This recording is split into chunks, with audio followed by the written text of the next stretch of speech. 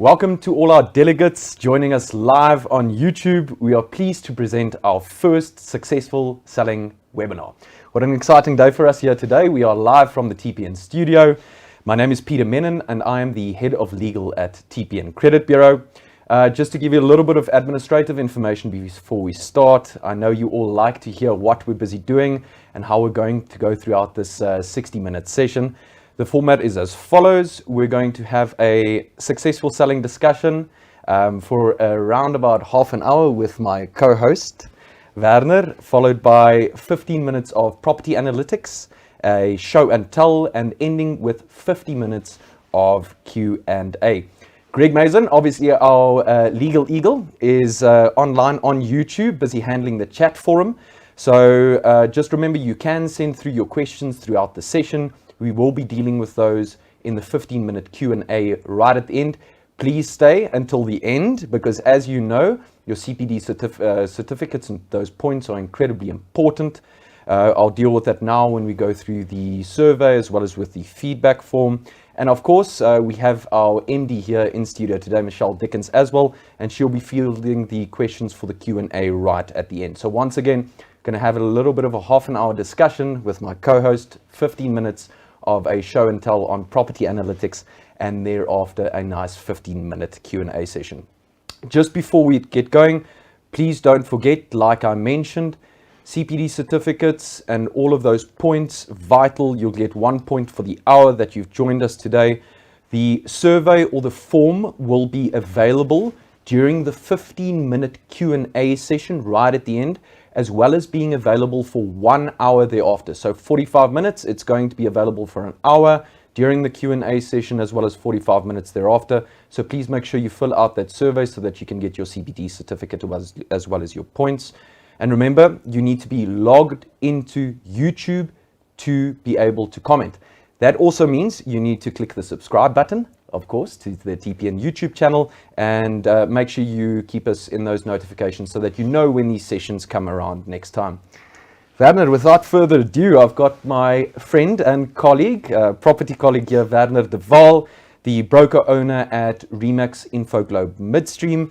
Werner, you guys have had an incredibly successful sales record over the last 6 weeks, with 26 properties sold in June, as well as a whopping 43 total sales for the 6 weeks. You must be very proud, obviously, of your team members and yourself. Currently, today, we've got around about 900 delegates that have RSVP'd to listen to talk to you about the secrets to successful selling. Now, I know as an estate agent, you don't necessarily want to give out all of your secrets. Well, you know. So I'm going to try and elude those little nuggets from you today. Let's share. So that we can give everybody at TPN the full view of Werner as well as the Remax team doing such an incredible job. Werner, I know this is always a difficult question, but please introduce yourself to our crowd today. Hi, everyone.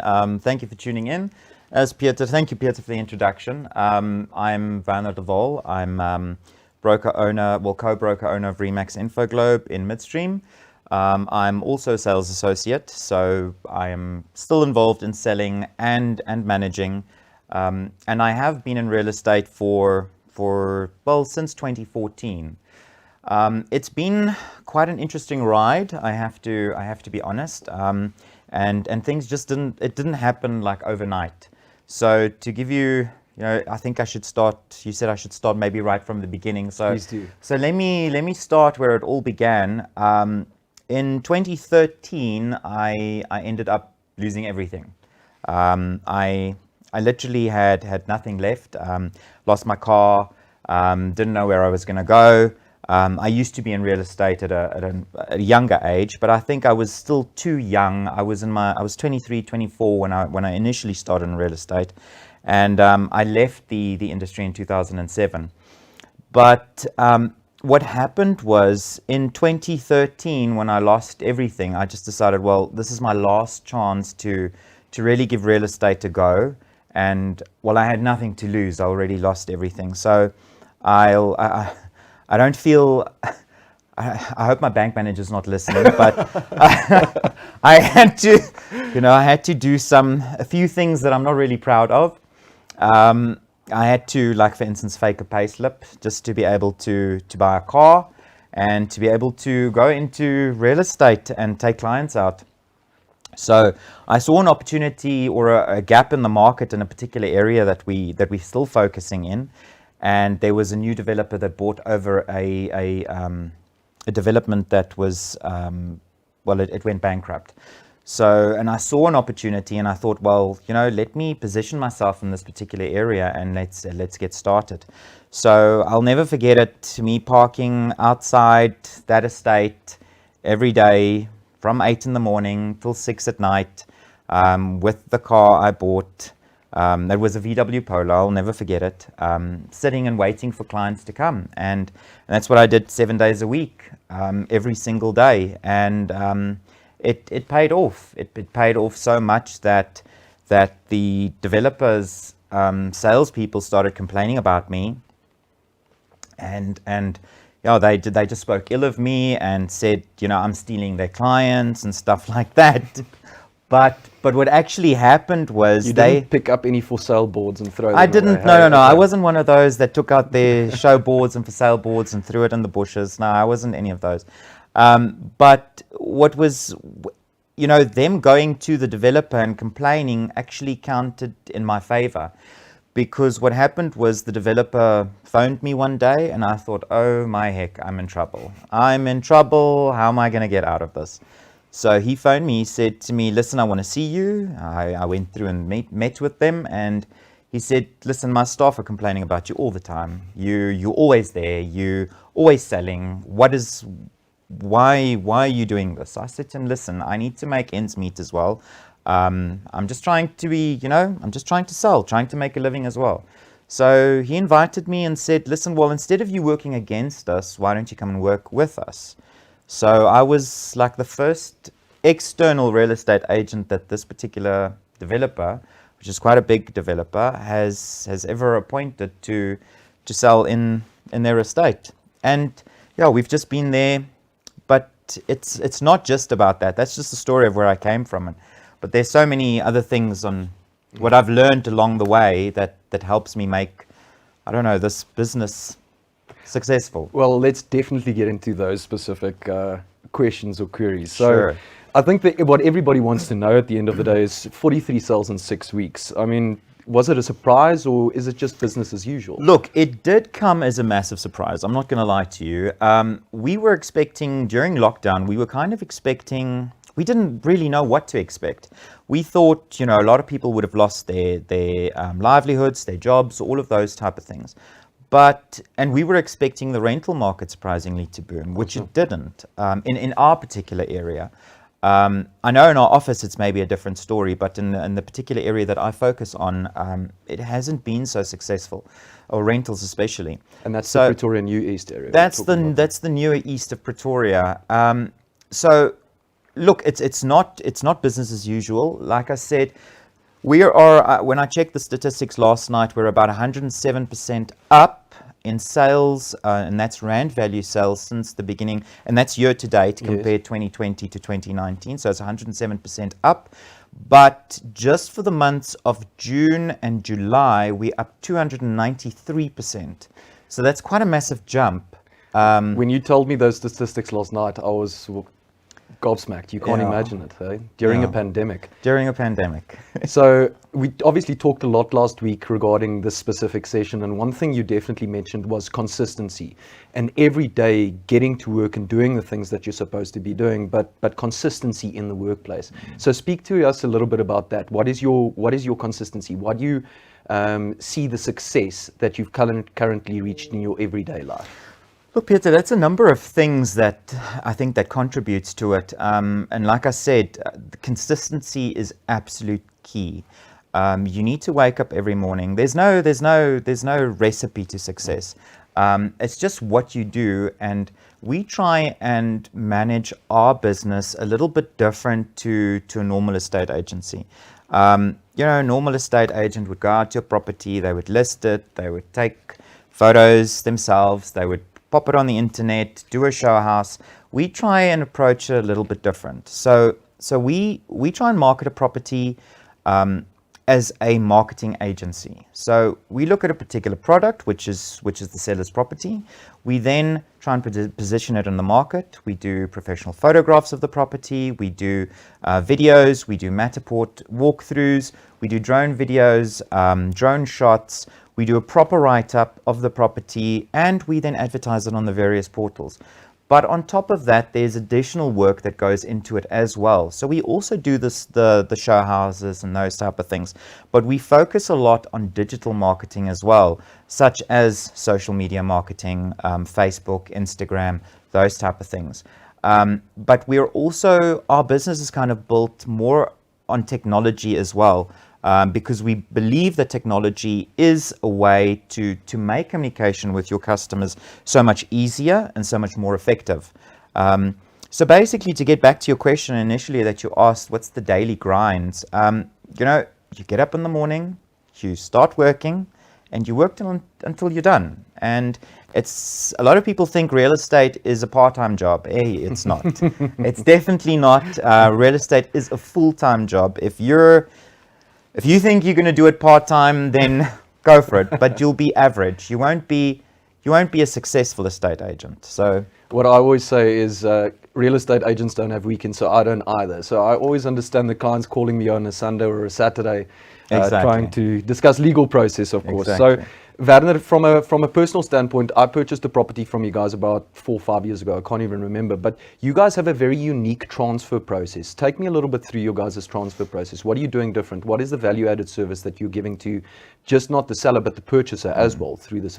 So basically, process? I like figures. I love numbers. I love feedback as well. So I touch base with my database or with my customers. So every time after we've concluded a sale and after the property is transferred, so we send out a survey to our clients. So on that survey, I ask them, how would they rate the agent service, which is either me or one of my team members. They would rate my admin staff's service. They would also rate the originator or the bank or the financial institution that assisted them, and the conveyancers and bond attorneys. So I keep record of that, and I try and figure out what people want. And a lot of complaints or a lot of things that I found was in the beginning is people said that they feel the agent enters the process, they sell the property, and they kind of like disappear along the way. Just that they're there for commission. So they're there for the commission, they do the running around, find the property. Once that contract's signed, they never hear from the agent again. And we try and approach it a little bit differently. So I've developed my own CRM system, which I built on the Zoho platform. And basically what the system does is it's a customer relationship management package or a program. And so what I do is I try and keep in contact with my database or with the buyer and seller on a constant basis. So once a transaction is concluded, there is automatically an email that gets sent out to both the buyer and seller, and we instruct the attorney on behalf of the seller. All the documents are shared with all the parties as well as the bond originator. And then there are certain deliverables along the way, and it's the same as what an attorney would give feedback on. So when the deposit's due, when the bond is due. So the process steps and the process steps, and the system automatically, it looks like I'm sending the email, but actually the system is sending this email to say, Mr. Purchaser, your deposit's due within so many days. Mr. Purchaser, your bond is due in so many days. Do you need an extension? Those kind of things. And every time, once an attorney updates us on a transaction, once they receive transfer figure or clearance figures from the local council or HOA figures or anything like that, even once the transaction's lodged. And so we take that time to explain as well, because there's a lot of people that new people entering the industry or the buying process that it's their first time buying, so they don't know what it means to when a transaction is lodged in the deeds office or when it goes on prep. So we use this opportunity as well to educate those people. So there's a small write-up on every single step along the way to explain to them what is actually happening and what they should expect until transfer, and then such effective communication. Let's move on a little bit to mandates. This is always obviously a big question, open or sold mandates. What are you guys seeing in the marketplace currently? How are you dealing with that? Look, every estate agent would obviously want to have a sole mandate, and we do push for sole mandates as well. A sole mandate is kind of like a post-dated check, but a lot of people think, and especially estate agents, they cause a lot of damage in the market if they try and force a seller to take a sole mandate and they don't deliver on them. What you need to understand as an estate agent, a sole mandate is a binding agreement between yourself and the seller, where you are where you give an undertaking to the seller to provide the best possible service and to sell their property in the shortest amount of time at the best possible price. So, all our sole mandates is we've got like a money back guarantee on our sole mandates. Well, I wouldn't. It's like a Don't say that again. no. Well, it's not a money back guarantee. It's more like a satisfaction guarantee. So at any time, if our sellers aren't happy with the service we've given and they can provide us with sufficient proof of why we haven't delivered on our promise to them, they're more than welcome to cancel our mandate and go with anyone else. So, that just gives a lot of people peace of mind. And what it does is it forces you as the estate agent to also, to put your money where your mouth is. You need to deliver on those things. So that's quite important. And we had quite a nice long discussion about this beforehand as well, but you obviously do a lot of market research, and pricing properties correctly in your specific area is incredibly important.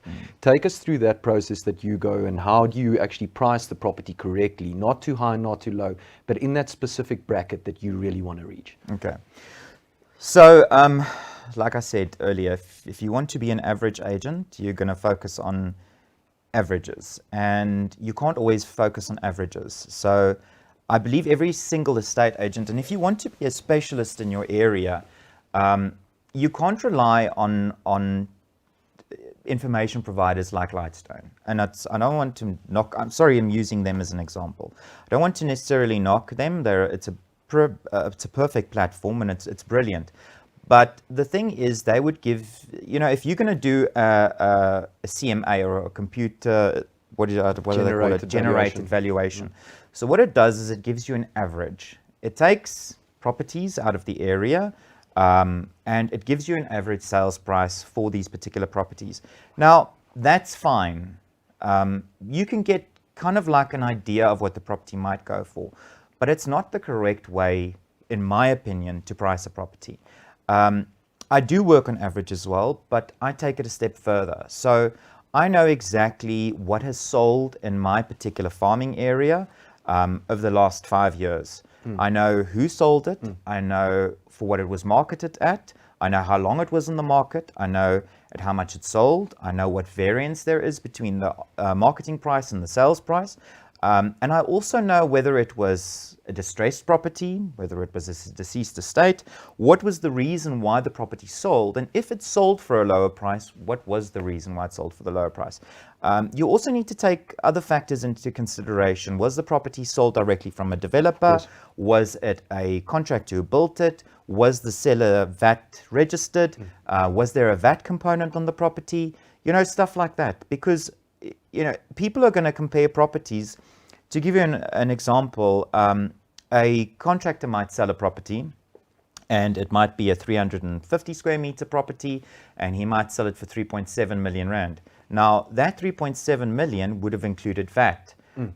Now, my seller, who is the property is registered in his own private name, but he's saying, but that property sold for 3.7, why can't I sell mine for 3.7? So I need to be able, because Lightstone is not going to provide you that information, but I will be able to go to my seller and say to my seller, listen, Mr. Seller, this property, you need to keep in mind there was a VAT component on the price. You can't expect to get the same amount for your property.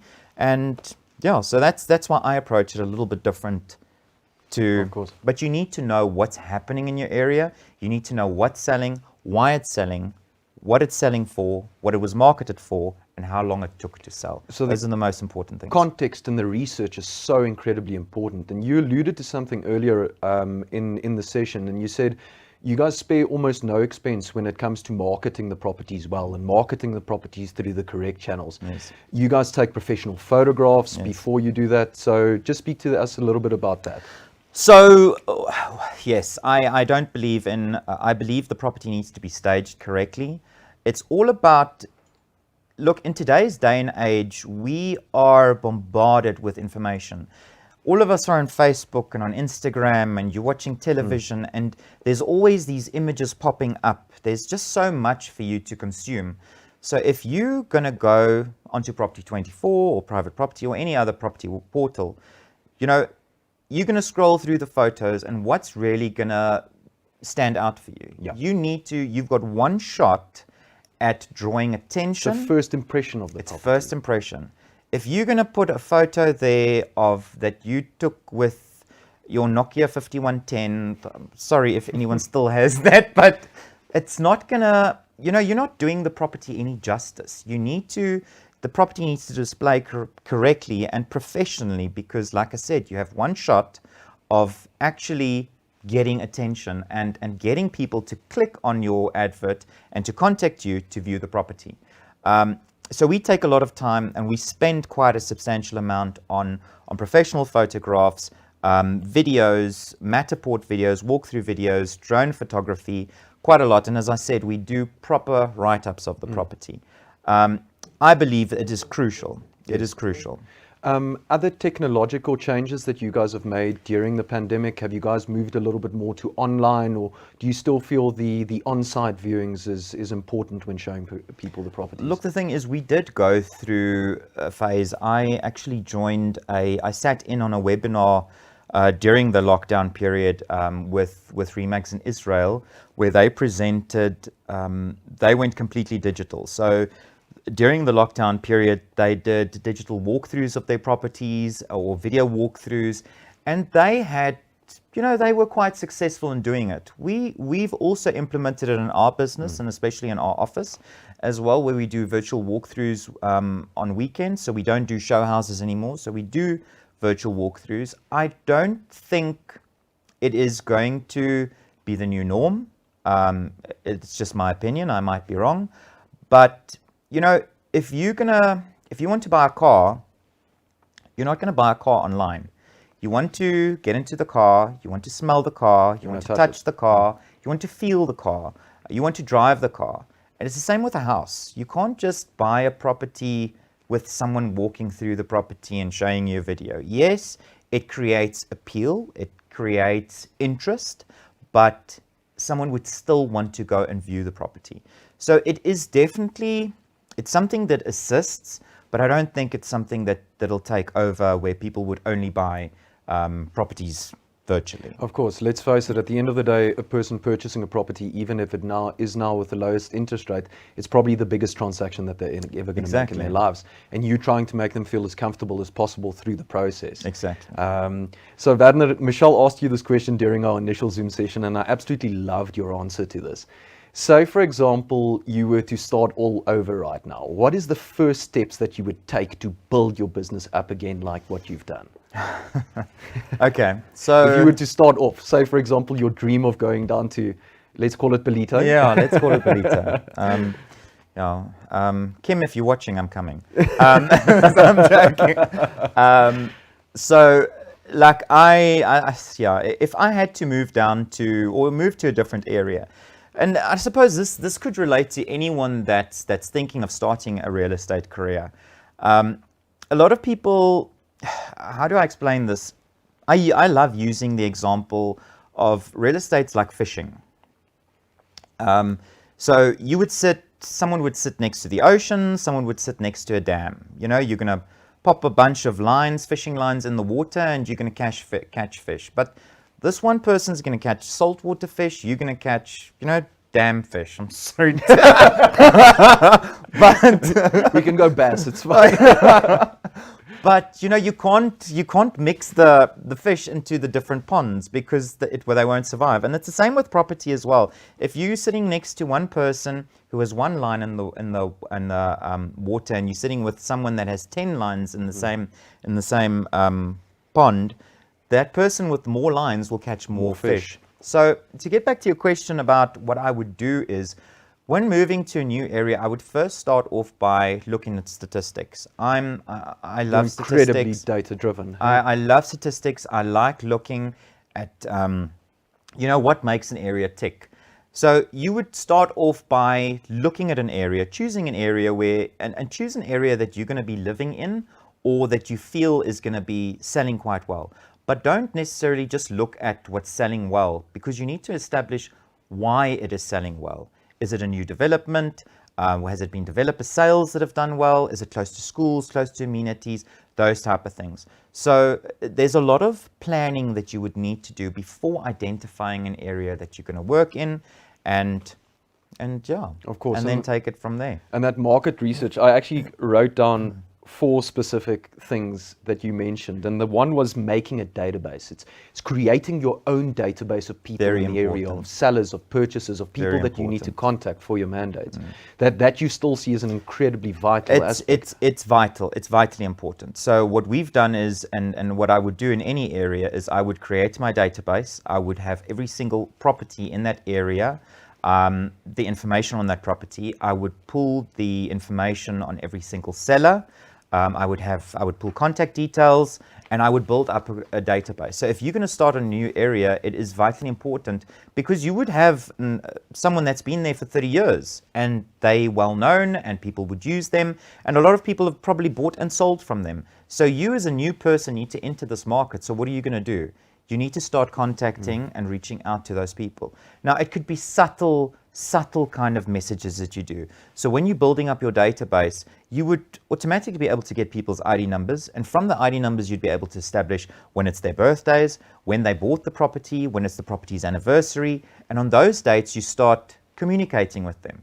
Drop them an SMS or send them an email. And that's why CRM is so important. And that's not bombarding them with That's communications. not, no. I don't believe in bombarding people. I mean, how many newsletters do you get in your mailbox on a daily basis? I don't read any of them, I must be honest. Sometimes, If it is from TPN. if it's from TPN, I read it, yes. But, you get bombarded with spam. And I don't want to spam a seller, because then you're just becoming another average. You're becoming someone, you're not giving proper information. You're not guiding these people. You're not adding anything of value to them. It's you're spamming information for the sake of getting your name out there. Of course. And that's not, in my opinion, I don't like that. No, of course not. It's all about the effective communication rather than just sending out communication. Exactly. That's it. Werner, thank you so much. I think we have one opportunity for a last golden nugget from your side. Yes. Your most important thing currently in selling properties. What do you think is the one thing that stands out for you that is actually generating the success that you guys are having in the team? I think the thing is, look, I don't believe in pushing. I don't believe in pushing people. For me, I'm not a pushy salesperson. I'm not a pushy agent. I get it quite annoys and frustrates me if someone tries and sells me something and they're pushy. In Afrikaans they say elke pot het sy deksel. Yes. And I believe that's the same with a buyer and a property as well. If someone's going to see something, you can do subtle pushes, but if you're going to do hard selling on people, I don't like doing that. And I think the other thing is transparency and honesty. If you can always act in a transparent and honest manner and always remain humble, I think that's the key. Don't ever think you're better than anyone else, because you're not. I think those are the most important things for me. I always say an attorney's job is very similar to an estate agent in that it's all relational. It's about communication. It's about that relationship. Absolutely. Thank you so much, Werner. Thank you, I'm Pip. certain all of our viewers found that incredibly interesting and insightful today. I don't want to take too much of your time. I want you to go sell some more properties. Thank you. But obviously, once again, if you do the right research, you do the market research, you prepare well for everything, at the end of the day, everybody can reach Absolutely. reach the echelons that you guys have reached in the past. So thank you so much for that. Thank you. Who knows where the agency journey might take anybody else. Right? Exactly. Before we switch over to Michelle for the property analytics portion of the session, please don't forget, in order to get your CPD points, You need to stay for the Q&A. You need to answer our survey. It's going to be available during the Q&A for 15 minutes and for 45 minutes thereafter. Please stay tuned. And you also, once again, need to be logged in to ask your questions. So make sure you subscribe to the channel, ring that bell. And without any further fanfare, let's head over to Michelle showcasing the TPN property and area analytics that you as agent can use to do your own research in your specific area.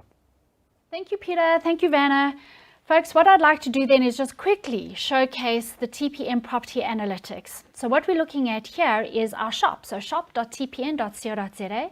And if you click on the buy reports, you're able to buy your reports either with your credit card or with your TPN login details. So on the buy reports, there's an investor report, property valuation report, complex report, estate report, owners in complex, and owners in estate report. Today, I'm going to showcase the owners in estate report, the estate report, and our investor report. So let's start with the estate report. And I'm going to generate the report. And I thought because Vanna operates in the Hills estate, we could maybe start with that particular report. So generate, and in the map search, I'm simply going to enter the Hills. And there it is there. I select it and scroll down, simply click on the generate button next. But I have already pre-populated that for time. So here we go, estate report. In our estate report, what do we have? We have the area that we're looking at. So that's the Hills Eco Estate. And what else can I tell us about this estate? There's 920 freehold properties, 253 sectional title properties. It's in the area of Pretoria. And a little bit about the property sizes. We look at both sectional title and freehold. So from a sectional title perspective, we've got some 60 square meter units, some 80 square meter units. The majority of the distribution, just under 30%, is 120 square meter. We've got some larger 200 square meter units and some really large 280 sectional square meter for sectional title units. As far as the freehold stand sizes are concerned, there's 45% in our 500 square meter stand size, equally distributed into our 1,000 square meter stand size, and then we've got some 1,500, some 2,500, and some large 3,000 square meter stands. Next, we're going to look at the transactions. So this is telling us the recent transactions in the estate. So we have a look at the purchase price, the date of registration, whether it is sectional title or freehold, and for each of those, what are we looking at, the property that was actually transacted. So here we've got the street address, 42 Elan Street. The stand size here is 1,286, and it was transacted at 1.485 million rand. And so we have a nice view of all the different properties that have recently been transacted and what their values were. Next up, we're going to have a look at the estate demographics, and here we're looking at the buyers and the sellers. So how old are our market in terms of people looking to purchase, and how old are the sellers looking to exit the estate. And if we have a look at the buyers, we see the majority of the buyers are here within the 30 to 40% range. Over 40% of the buyers are 30 to 40 years old, and quite a few also in our 40 to 50-year-old age category. Those are our buyers and our sellers. The owners then, and we split this between sectional title and full title. So in the green bar, we can see that the majority of people that own within the complex still remain in the 30 to 40-year-old category. And in terms of full title, also the 30 to 40-year-old category, also the 40 to 50, as we saw earlier in terms of our buyers, quite a big distribution in that category over there. Next up, we look at our estate transaction trends. So what are we having a look at here? We're looking at what is the average price of the property that's being sold per year, and what are the number of transactions sold in that period. And you can see that from a sectional title perspective, the sectional title units only started transacting in the year of 2016. And we had in the 2017 year just under 60 transactions. That's dropped down now to just under 20 transactions, and we can see that our sales price peaked at 3 million rand. The average purchase price peaked at 3 million rand on average, and dropped down last year to just over 2 million rand. In terms of our full title, again, what we're looking at from the year 2008 to the current period of 2019, we're looking at the volume, so much less volumes in the full title transactions for this particular estate. And you can see though that the average purchase price has gone up nicely from a full title perspective. Scrolling down to our investment properties, this tells us how many of the properties within the estate are purchased as second homes. So it could be that the person has an additional holiday home somewhere else. It could be that the person has these properties as buy-to-let investments. So around about 20% of the properties in the estate are owned for buy-to-let purposes. And that is the estate report. The next report that I want to have a look at is then the owners in estate. So we're going to go back to generate report, and now we're going to go to owners in estate report. So who actually owns these properties? And it's quite simple, the same as previously. We're going to go to the hills, and there's our estate. And we can simply click on generate report, which I have done for us. And this now gives us an Excel download. We can choose Excel or PDF. And on the Excel download, this tells us every single property that is in the estate, both portion and earth number, the date it was purchased, the date it was registered, and who the owner is. We also then give ID numbers. So you can then use this information to trace, get contact information, look for things like date of birth so that you can communicate happy birthday reminders with your potential sellers. And it takes you through every single property within that estate so that you know who owns the properties. And lastly, we're going to have a look at, if we go back to my reports, generate report, and we're going to go to the investor reports. The investor report is a suburb report, so we can choose whether we want to do an investor report on a suburb level, a city level, municipal, district or provincial level. So let's have a look at the suburb level. And again, the hills is in Rietfontein, so let's have a look at Rietfontein.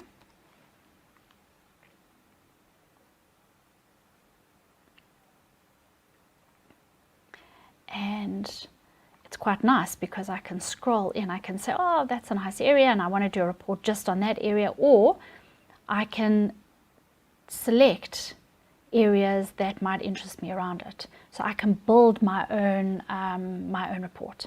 So once you've chosen the areas that you're looking at, you click on generate report, which I've done for us already to save time.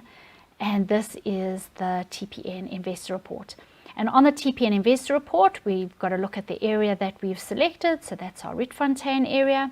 It tells us a little bit about the properties within that area that I've selected. 18,846 properties, of which 5,361 are rented, or 28% of the properties are rented. 20% of the properties are owned and paid off, and 43% of the properties are owned with bonds. I'm going to scroll through. We've got some property size demographic information.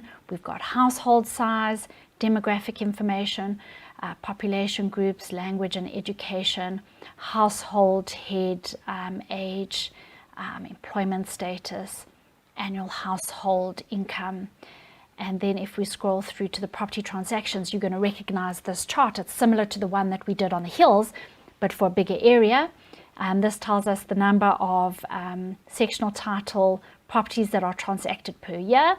And you can see just under 500 in the area that we selected. 500 sectional title properties were sold in the period of 2019, and the average purchase price sitting at about 1.1 million rand. From a freehold perspective, again, you can see the blue column tells us the number of properties transacted from a freehold selling perspective, just over 200 properties sold in 2019, and the average purchase price sitting at around about 2 million rand from a freehold perspective. Again, how many investment properties are in this area? And you can see that around about 30% of the properties within this area are investment or buy-to-let properties. So mostly an owner-occupied area. And the rental payment index tells us how tenants pay their rent within this area.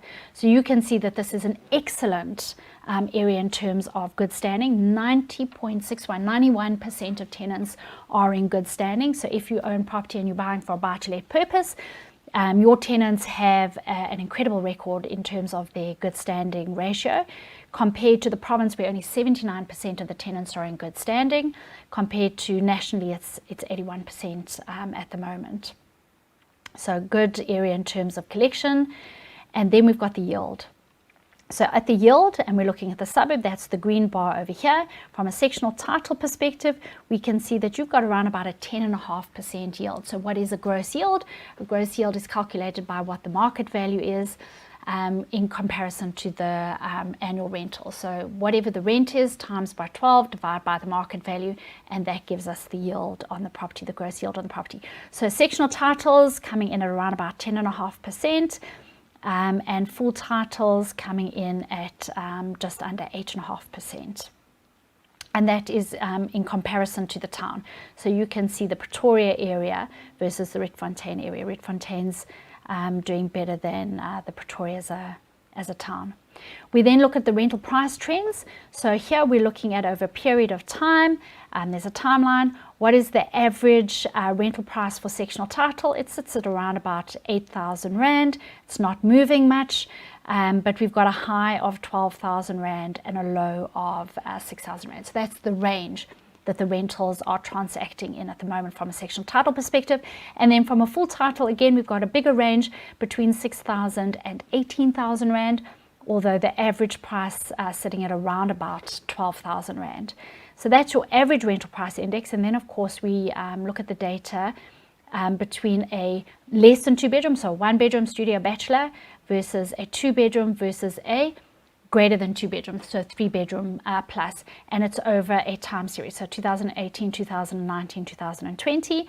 And if we were looking at a 2 bedroom, that is the dark blue line over here. And you can see, as we saw in the previous graphs, not much movement there from a rental price increase. And this is something that we know. Rental escalations at the moment for Gauteng kind of sitting at 2% per annum, so not high escalations. Versus on the full title, we're looking at 2018, 2019, 2020. For a 3 bedroom, you can see that there's been a bit of a shift from just over 12,000, 13,000, just over 14,000. So certainly from a full title perspective, a little bit of an increase in our rental price. And we then just provide it in a table for you for easier reading. And then, of course, the rental price distribution by full title and by sectional title. So here we can see that the distribution for a 2 bedroom, that's the dark blue lines over here, the distribution for 2 bedrooms really sitting in the 7,000 to 7,500 Rand range. For our greater than 2 bedrooms, sitting in this 9,000 to 900,000 price range. Folks, I hope you've seen value. Peter, Vanna, over to you. Thank you very much for that, Michelle. And remember, everyone, the property report kit is available from the TPN shop for 575 Rand. That's a monthly subscription, and it gets you unlimited investor reports, property valuation reports, complex reports, owners in complex report, estate reports, and owners in estate reports. Please also don't forget, during this Q&A session, the survey or the feedback form is available. Please go and fill those out. It's also going to be available for 45 minutes hereafter.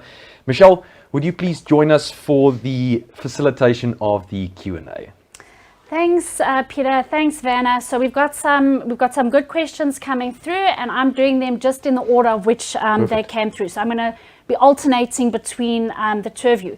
Sure. Vanna, for you, the first Yes. question seems like there's a lot of duplication of communications that the attorneys would be providing. So I guess the question is, why do you bother? Well, I think it is important because, there are a lot of attorneys that don't really provide feedback. If you have an attorney, they provide feedback to you, and, the seller or the purchaser would also get feedback, but it's a standardized report that specifies, where they are in the process. But if you look at a first-time buyer, there's not really much information that they get shared with. So, and why I believe in constant communication as well is because, like I said with my CRM, I notify my clients or my purchasers when their deposit's due and when their rent or when their bond amount's due. So, whether it's duplicated or not, at least they are still hearing from you. And I think that's the important part. Vanna, another question, and this came up quite a bit, is your CRM program available to use or to buy for other estate agents? So I developed, like I said, I developed my own CRM system. It is available. Well, you can create it, but it's going to be a little bit difficult if you don't have any history or any knowledge of IT. Don't bother. I know some of the bigger companies like Remax in particular, we have our own CRM system as well, which is also fantastic to use. And I'm sure there are other CRM platforms out there as well that you could look into. So what is Zoho? How do you use Zoho? And the reason that I ask is because TPN as a business internally uses Zoho as our project management tool. Okay. All right, so Zoho is a platform. It's an Indian platform that I use. And there's a package called Zoho One. So you get a lot of applications with Zoho One. You get a CRM system. You get you get a survey system. You get forms. All those type of things that you get with this package. But the CRM system you need to customize for exactly how you want it to run. So there are certain modules within the CRM package, and you need to set them up. So that's the only downfall. It doesn't come as a standard package that you could buy and just use. There is a lot of customization that needs to go into the system in order for it to work for your particular business. Okay, the next question, Vanna, is where do you get those statistics if you've just started off in a new farming area? I guess I alluded to it a little bit. Vanna, where do you get yours from, and how did you like ours? Okay, so yours is I must say I'm quite blown away by yours. I will be using it going forward, but when you're just starting out in an area and you want to get statistics, I think this would be a perfect place to start. I think what you would have to do is you would have to work on averages over the last 5 years. So see if you can gather enough information from the various websites. It's all available online. TPN also has it now, where you can pull the information of your specific farming area. And don't focus, in my opinion, on more than 1,500 properties. Choose 1,500 properties close to each other and start building your database on those particular properties. Okay, so the next question is, what advice will you give a novice investor who still has a full-time job but wants to grow their property investment? Well, if you want to grow your property investment, it's actually quite easy. And there's a process that is called gearing, but you need to be very careful when you do this as well. You basically use the bank's money to buy an investment property. So you apply for finance, you buy this investment property, and you place a tenant in the property.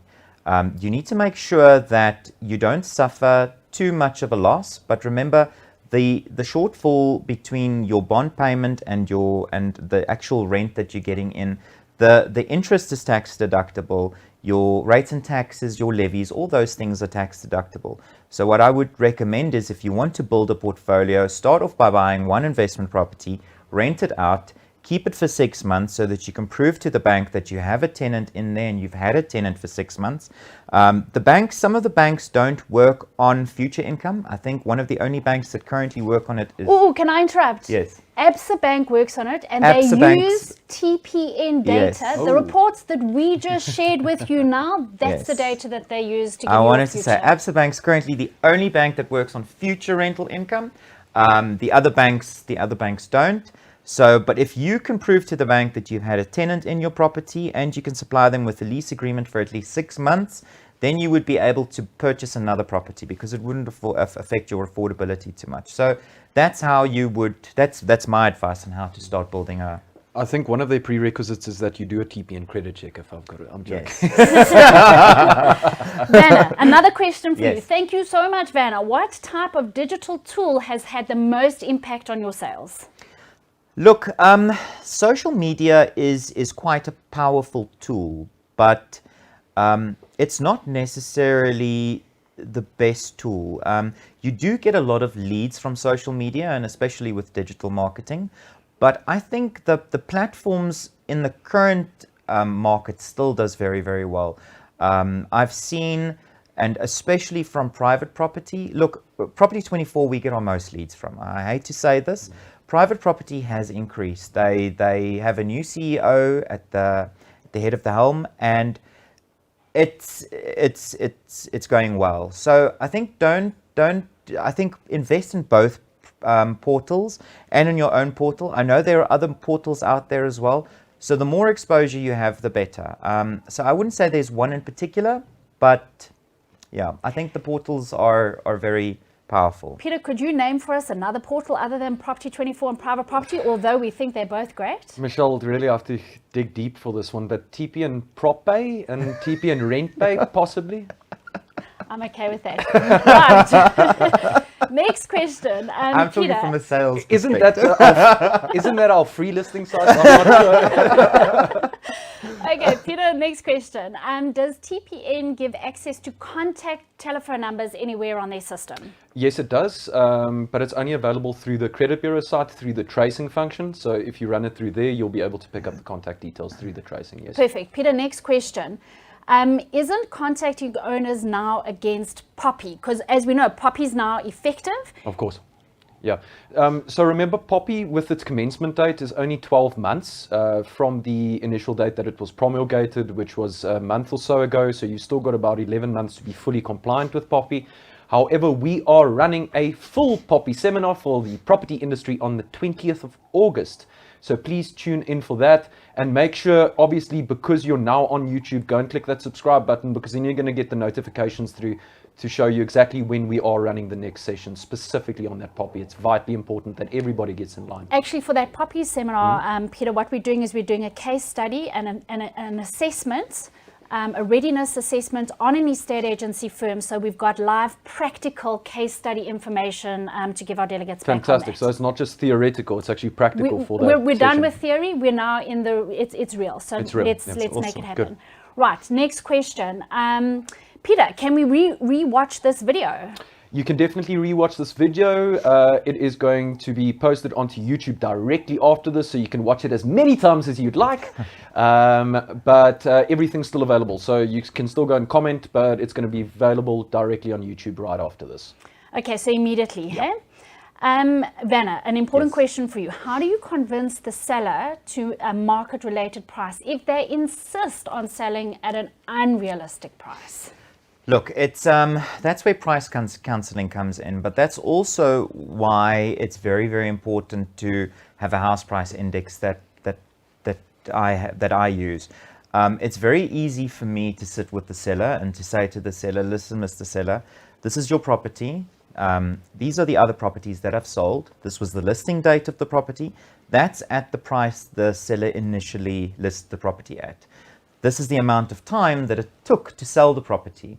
Do you want to be in the same position, or do you want to, have your property go stale? And I believe the first 3 months, actually the first month of placing that property on the market is vitally important. You need to have the price right at that time. You're not going to be able to convince everyone, but go in with figures and create an expectation that you would come back to say that, listen, we're going to have to chat about the price again. I think that is, once you create, once you've made them aware that you think the price is unrealistic, then they would expect you coming back after you haven't received any inquiries. But the most important thing is that you give constant feedback to your sellers, show them the stats from all the various portals, tell them and compare it to other properties that you have listed to say, these are the number of hits that we got, these are a successful number of inquiries and contacts that we phoned, and these are the stats for your property. Do you think it's time we maybe drop your price to a more realistic price? So that's what's important. Okay, I've got 2 questions left. One for Vanna, one for Peter. Vanna, in fact, let's start with Peter because we want to end on Vanna. Peter, does the TPN 575 fee for the report kit have a fair usage policy? No, currently it does not have a fair usage policy. However, we are obviously monitoring how many reports you do pull through the system itself. But currently, no, it is unlimited in price, but please don't go and run at 30,000 because we are monitoring obviously the system. Please go run 30,000. It's there. Use it. Guys, Peter, sell, my friend, sell. Michelle says use it as many times as you No, like. it's there to use because why? Listen, I come from being an estate agent and I understand research. Research drives it drives it drives your ability to sell. We put it out there for 575. Please go run your reports, use it as much as you want. Perfect. So just to reiterate, Michelle says go and use all of it. Yeah, do it. Vanna, I'm going to end on you, and I thought this was quite a nice one. Vanna, what is your advice to get your best advice for gaining leads? Best advice for gaining leads. Like I said, I think the most important thing is, like I mentioned earlier, is your first impression. You are, like I said, everyone is bombarded with so many images on a daily basis, and you need to monitor your listing as well. So if you've done the professional photography or the professional photos, if you've done the video, if you've done the proper write-up, change it. If you see that you're receiving leads on other properties but not on this particular property, you know what? You're not an expert. Change the first photo. Just make slight changes to things that you think would generate more interest in the property. I think that is important, and just keep on doing that. It's not. There's no secret recipe to it. You just need to make sure and do a test for yourself. Go and search the area that you've listed this particular property in, and go and compare other people's listings with yours. Yours needs to stand out. It really needs to. You need to stand out above the crowd. Okay, I'm sorry because there's been another quick question that's popped its way in, and this is the last one. We're closing on this one. As a property investor, does the listing period have an impact on buying the property if the property has been listed for too long? As an investor, I would say, look, if the property's been listed for too long, why has it been listed too long? Because that's what a buyer would ask as well. Why has this property been on the market? And that's why we say a property then goes stale. Because everyone has seen this property. This property has been on for 2 years, as an example. So people start thinking, but has this property sold? Hasn't it sold? Why has it been on so long? What's wrong? People start questioning things. So it's very, very important to make sure that you don't reach an expiry date, if I can call it that, on your property. Because once you pass that date, it kind of like becomes very, very difficult. You'll see that inquiries start getting fewer. It's just, and the seller will become very, very irate with you and think you're not doing your job, but they didn't listen to your advice. So I would think, from an investor's point of view, if a property's been on the market that long, ask yourself the question, what's wrong with the property? If it was a distressed sale, I think it would have been sold already as well. But you probably could try and view the property and make an offer. I think that's about, that's... Well, I'm going to say thank you, Vanna. That has been so insightful. Thank you, Peter. Thanks to my TPN team, for Greg and Brian and Piet and everyone in the background making this all happen. Vernon, thank you from my side as well. It was an absolute pleasure having you here today. Thank you so much. Thanks for this opportunity. It was great. I really appreciate it. And just to end off from my side, thank you so much from everybody at TPN. Remember to fill out those feedback forms, that specific survey. It is available now. It's going to be available for the next 45 minutes. Like we said, if you need to contact TPN, remember the number 0861 876 000. If you need help from the Legal Eagles, it is legal@tpn.co.za. Thank you very much, everybody, for joining us. Have a fantastic day further.